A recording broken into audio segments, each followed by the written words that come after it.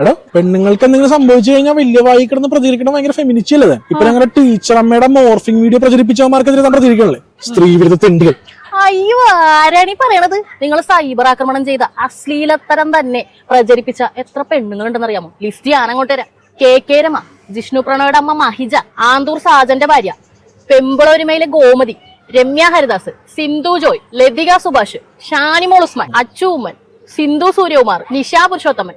എന്തിനു പറയണം, 78 വയസ്സായ മറിയക്കുട്ടി ചേട്ടത്തിന് വരെ വെറുതെ വിടാത്ത നികിഷ്ട ജന്മങ്ങളാ നിങ്ങൾ. അങ്ങനത്തെ ഒരു വീഡിയോ മോർഫ് ചെയ്ത് ഇറങ്ങിയിട്ടുണ്ടെന്നുണ്ടെങ്കിൽ ആരാണ് ചെയ്തതെന്ന് പിടിക്കാൻ പറ്റാത്ത അത്രയും മണ്ടന്മാരാണ് കേരള പോലീസ്. ഷാഫി പറമ്പലിനെ ജയിക്കാനായിട്ട് ഇമാരി വൃത്തിയായിട്ട കാര്യങ്ങളൊന്നും ചെയ്യേണ്ട കാര്യമൊന്നുമില്ല.